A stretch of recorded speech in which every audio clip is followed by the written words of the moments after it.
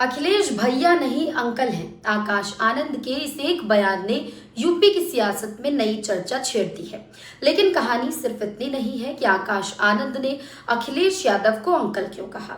असली सवाल ये है कि आखिर 30 साल के आकाश आनंद ने 50 साल के अखिलेश और राहुल गांधी को ही निशाने पर क्यों लिया। दरअसल 2027 के चुनाव से पहले आकाश आनंद ने हाथरस के सादाबाद में ऐसा भाषण दे दिया जिससे निशाने पर सिर्फ बीजेपी नहीं थी। उन्होंने योगी सरकार से हिसाब तो मांगा, लेकिन साथ ही अखिलेश यादव और राहुल गांधी पर भी जमकर हमला बोला। अब पहले बात उस बयान की जिसने सबसे ज्यादा सुर्खियां बटोरी। आकाश आनंद ने अखिलेश यादव को अंकल कहने की वजह बताते हुए कहा कि मैं 30 साल का हूँ, वो 50 साल के हैं और क्या कहूँ, वो मेरे लिए भैया नहीं अंकल हैं। और सिर्फ अखिलेश ही नहीं, राहुल गांधी को भी उन्होंने राहुल अंकल कह के संबोधित किया। यानी आकाश आनंद का संदेश साफ था, वो खुद को नई पीढ़ी के नेता के तौर पर पेश कर रहे हैं और पुराने राजनीतिक चेहरों पर सवाल उठा रहे हैं। लेकिन इसके तुरंत बाद आकाश आनंद ने अपना फोकस बीजेपी सरकार पर कर दिया। उन्होंने कहा कि अब यूपी सरकार से पिछले 10 साल का हिसाब लिया जाना चाहिए। सबसे पहले सवाल रोजगार पर उठा। आकाश आनंद ने दावा किया कि प्रदेश में 4 लाख से ज्यादा सरकारी पद खाली पड़े हुए हैं। इसके साथ ही उन्होंने पेपर लीक और प्रतियोगी परीक्षाओं को लेकर भी सरकार को घेरा। लेकिन फिर उन्होंने सरकार के विज्ञापन खर्च पर ऐसा तंज कसा जो सीधे युवाओं से जुड़ता है। आकाश आनंद ने दावा किया कि पिछले 10 साल में सरकारी विज्ञापनों पर 7,000 करोड़ रुपए से ज्यादा खर्च किए गए।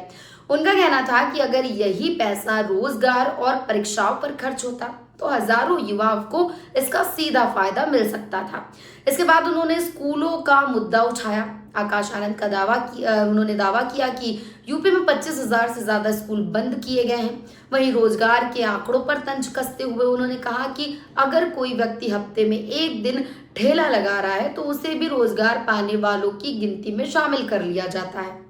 अब यहां से उनका निशाना फिर विपक्ष की तरफ मुड़ गया।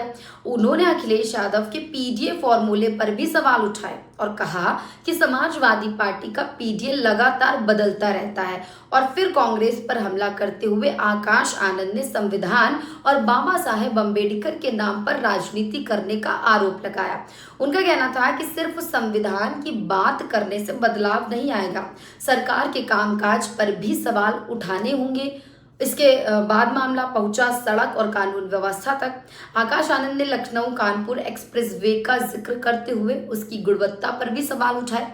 वहीं मायावती सरकार के समय बने यमुना एक्सप्रेस वे का उदाहरण देते हुए उन्होंने तुलना करने की कोशिश की।